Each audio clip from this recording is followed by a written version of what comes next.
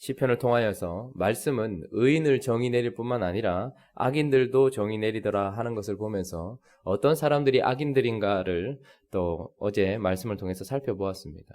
악인들은 악한 마음을 품는다기보다는 두 마음을 품고 있는 자이고, 그리고 그 마음의 품은 하나님의 말씀 아닌 다른 것이 나를 움직여서 나 자신일 수도 있고 그것이 다른 어떤 요소일 수도 있지만 그것을 따라 움직이는 행악자, 그리고 마음에 있는 것이 행동으로만 드러나지 않고 결국은 주의 율례를 버리는 자, 그러면서도 마치 지키고 있는 것처럼 그 속에 그 내면에 하나님의 말씀이 있는 것처럼 거짓으로 외식하며 연기하고 있는 자, 이런 자들, 율례를 떠난 자들이 악인이다라고 말씀을 드렸습니다. 악인들의 특징을 좀 더 살펴보면 어제 본문 126절에 보면 그들의 특징이 결론적으로 나오는 것이 있는데 126절을 한번 읽어볼까요? 126절 시작. 그들이 주의 법을 폐하였사오니 지금은 여호와께서 일하실 때니이다. 자, 그들이 뭐 했다고요? 주의 법을 폐하였다 이야기합니다. 두 마음을 품더니 그 악을 행하고 율례를 떠나더니 이제 더 어디까지 나가는 거니까 주의 법을 폐하였다라고 이야기합니다. 하나님의 법을 떠난 것에서 그치지 않고 그 법을 폐하였다 하고 하는 이 말씀은 어떤 의미일까요? 어떻게 하면 하나님의 말씀을 폐하는 것일까요? 우리 열왕기상 12장 한번 볼까요? 12장 28절부터 한번 보죠. 28절부터 33절 정도까지 보면 될 것 같은데요. 12장 28절 구약성경 536페이지입니다. 제가 한번 읽어보겠습니다. 잘 한번 들어보십시오. 이에 계획하고 두 금송아지를 만들고 무리에게 말하기를 너희가 다시는 예루살렘에 올라갈 것이 없도다.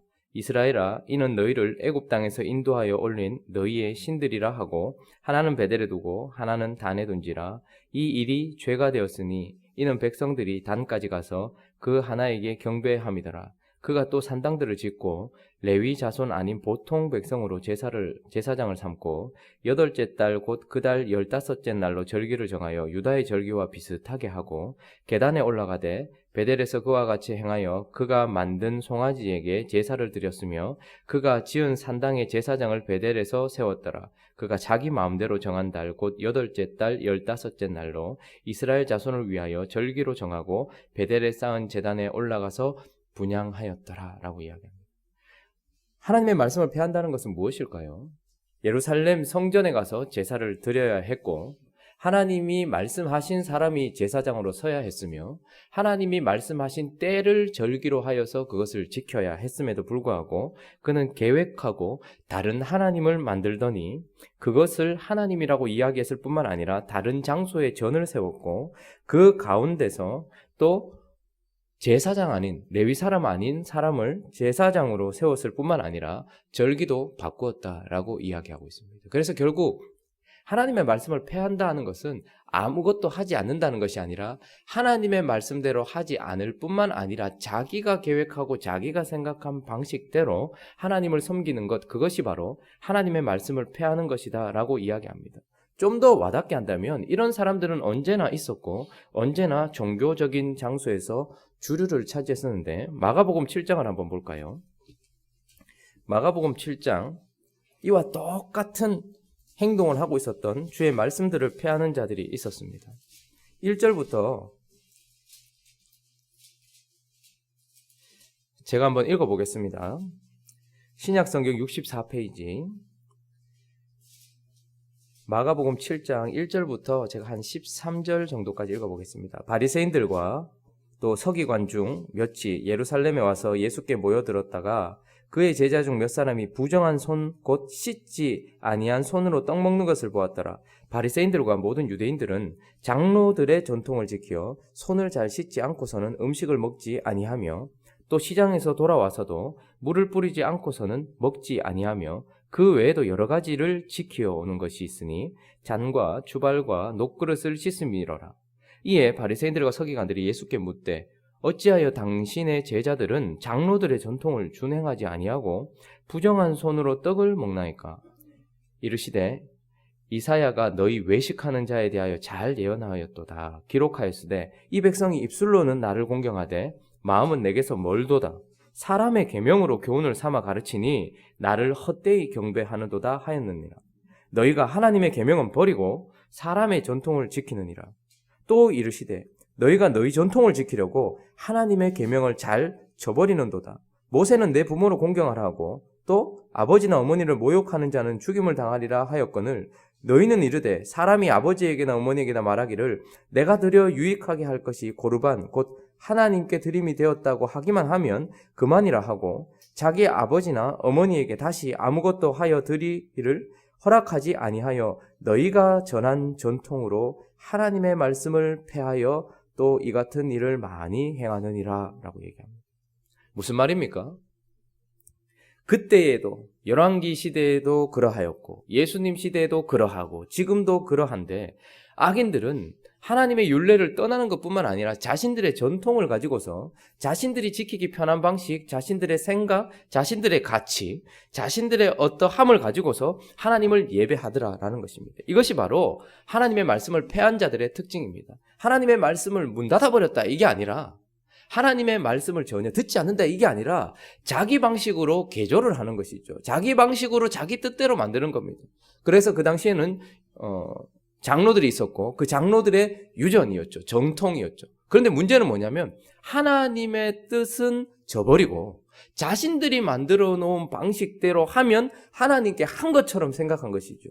베델의 금송아지나 별반 다를 것이 없었고 레위인 아닌 제사장들이나 별반 다를 것이 없었으며 절기를 바꾼 것이나 별반 다를 것이 없었다라는 말입니다. 그래서 악인들은 결국 어떤 사람들입니까? 하나님의 말씀을 가지고서 자기가 하나님의 자리에 서서 해석을 하고 자기가 하나님의 자리에서 다시 그것을 지킬 법을 만들어 자기 마음대로 하나님을 섬기고 있는 사람, 하나님을 예배하는 사람, 하나님의 뜻대로 하지 않고 그들이 대체하는 법으로 하나님을 섬기는 사람, 이런 사람들이 악인이고 오늘 본문은 그들이 하나님의 말씀을 폐한 것에서 넘어서 136절은 이렇게 이야기하죠. 자, 읽어보겠습니다. 다시 본문으로 돌아오셔서 시편 119편 136절 읽습니다. 시작. 그들이 주의 법을 지키지 아니하므로 내 눈물이 시냇물같이 흐르나이다. 자, 그래서 결국 그들은 주의 법을 지키지 않는 자리에 가게 되고 139절은 이렇게 얘기합니다. 내 대적들이 주의 말씀을 잊어버렸으므로 라고 얘기해요. 그러니까 결국은 스스로가 두 마음을 품고 악을 행하더니 주의 율례를 떠나고 주의 법을 버리더니 주의 법을 지키지 아니하더니 결국은 잊어버렸다 이 말입니다. 이 말은 무슨 말이냐면 지적으로 잊어버렸다는 것이 아니라 순종하는 자리에서 완전히 잊어버렸다. 하나님의 말씀을 완전히 잊어버렸다. 이렇게 이야기하는 것입니다. 이게 악인들의 특징이고 그리고 이 악인들은 결국 종교적인 어떤 자리에서 주류를 차지하고 있어서 이들이 만들어 놓은 어떤 종교적 전통 속에 의인은 있게 됩니다. 그런 현실 속에서 그러면 오늘 본문은 의인들은 어떻게 살아가고 있는가? 그런 현실 속에서 의인들은 어떻게 하고 있는가가 본문이 이야기하고 있는데 먼저는 충성과 사랑을 계속해서 지키고 있다라는 것을 보게 됩니다. 자, 129절 한번 읽어보겠습니다. 시작. 주의 증거들은 놀라움으로 내 영혼이 이를 지키나이다. 131절도 읽어보겠습니다. 시작. 내가 주의 계명들을 사모함으로 내가 입을 고 헐떡였나이다. 자, 140절도 읽어보겠습니다. 시작.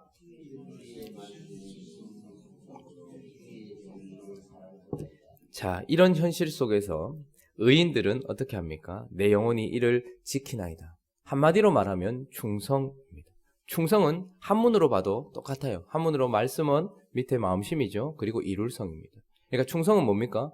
마음 중심으로 말씀을 이루는 것. 이게 바로 충성인 것이죠. 의인들은 이런 상황 속에서도 내 영혼이 이를 지킵니다 라고 말하며 하나님의 말씀에 충성하고 있을 뿐만 아니라 그는 하나님의 계명을 사모하고 있고 이를 사랑한다 라고 이야기를 하고 있는 것이죠. 그러니까 행동으로는 하나님의 말씀을 지키고 마음으로는 하나님을 향한 사랑을 지키고 있는 상태입니다. 마음 없는 행동만 하고 있는 것도 아니고 행동 없이 허무하게 나는 마음만 있습니다라고 말하는 것이 아니라 그 마음 속에는 하나님을 향한 사랑이 들끓고 있고 그 외형은 하나님을 향한 충성이 있습니다. 그래서 내가 여기서 목이 날아간다 할지라도 하나님을 사랑하는 이 마음 때문에 하고 있는 이 충성을 지킬 뿐만 아니라 이 행동을 하다가 내가 마음이 식어지는 것도 아니에요.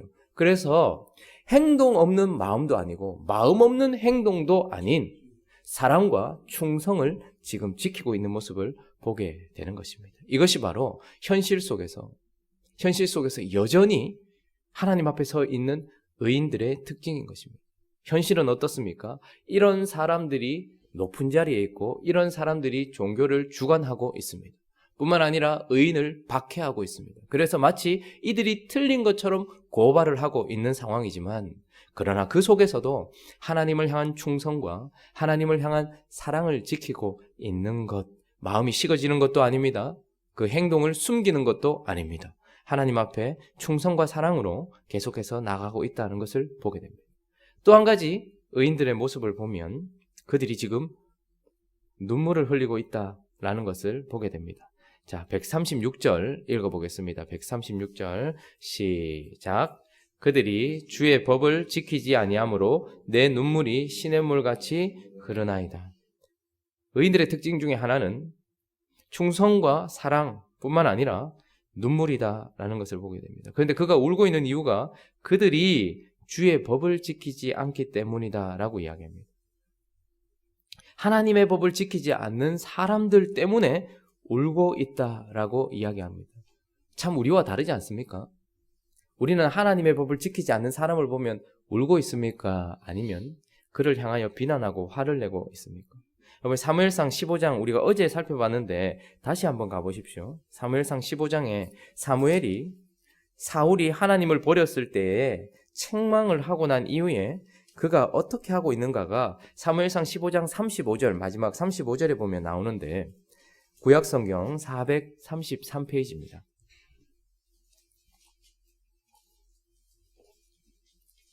자, 앞에 또 나와 있네요. 자, 같이 한번 읽어볼까요? 시작.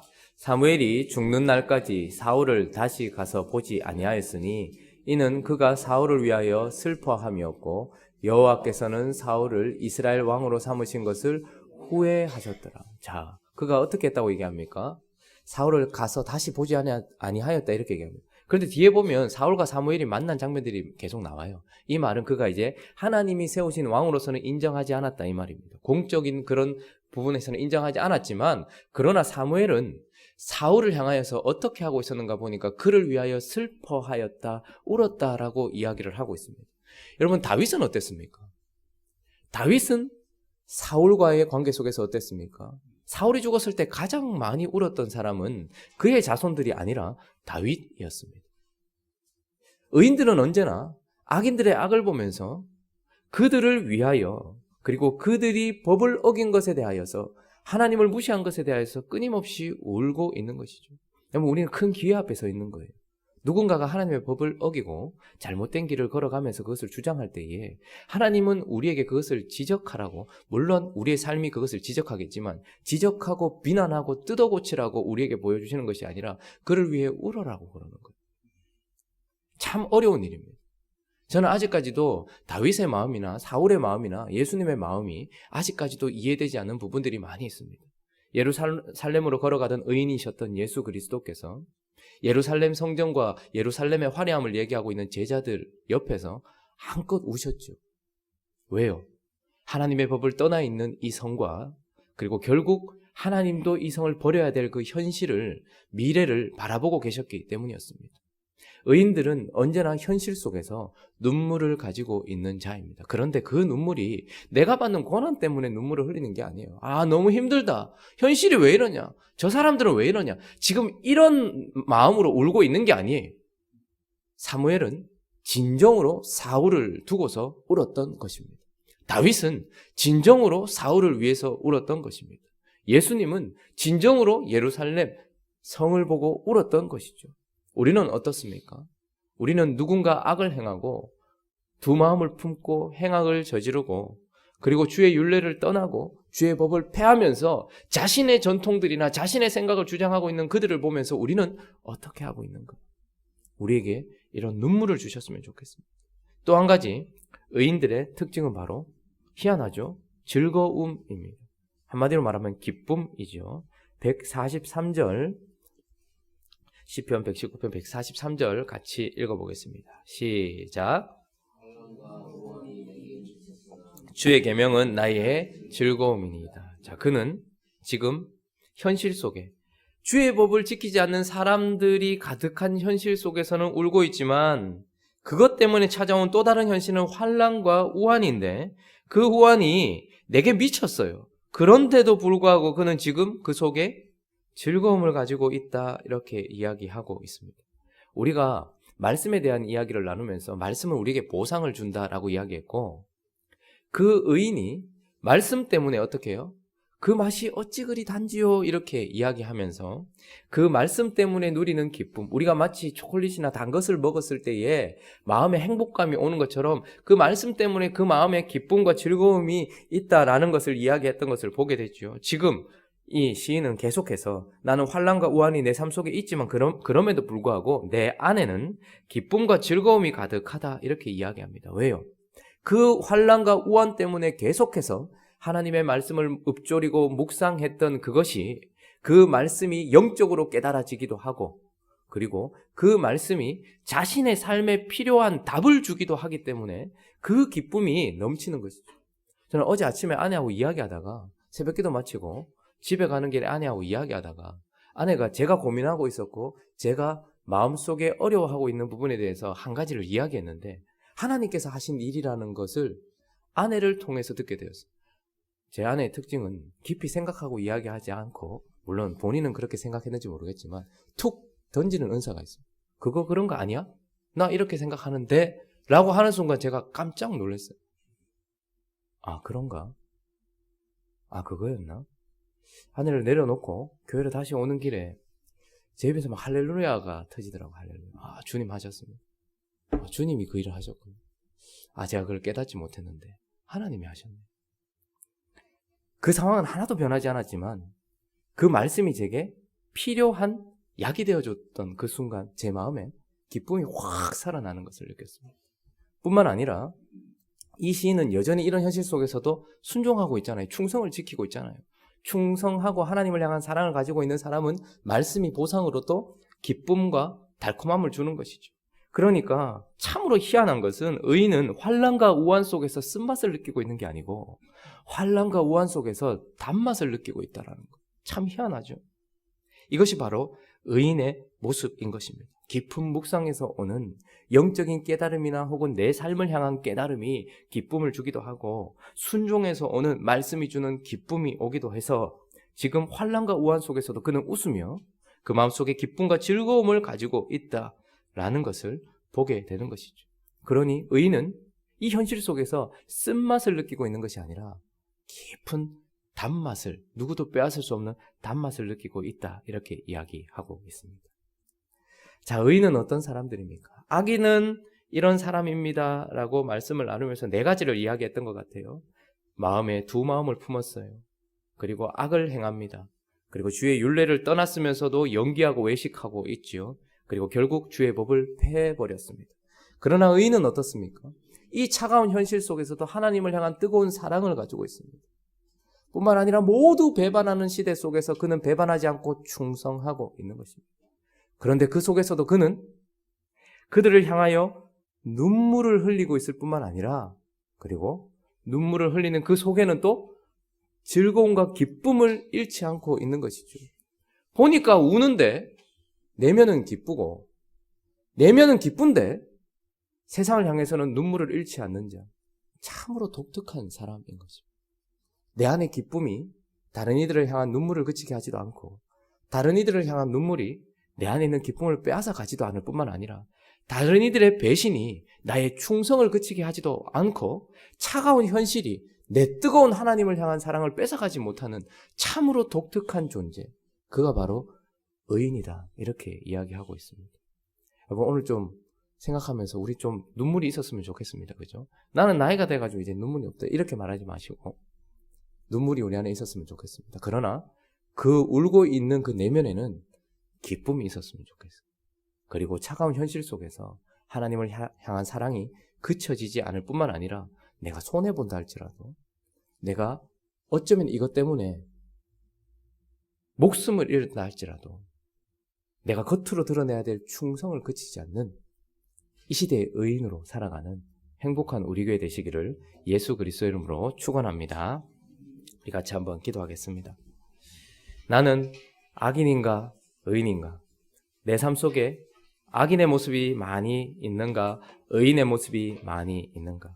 주님, 많이 부족하고 연약하지만 주의 생명이 우리 속에 있다고 말씀이 얘기하셨고 주의 말씀이 우리 속에 있다고 하나님이 말씀하셨으니 의인의 특징들이 우리의 삶 속에서 드러나게 하시고 드러나는 것에서만 그치지 않고 지속되게 하시고 깊어지게 하시고 넓어지게 하여 달라고, 그렇게 의인된 삶으로 살아갈 수 있게 달라고 기도하고, 또 이 하루와 또 우리의 각자의 기도 제목들을 가지고 하나님께 함께 기도하며 나가도록 하겠습니다. 기도하겠습니다.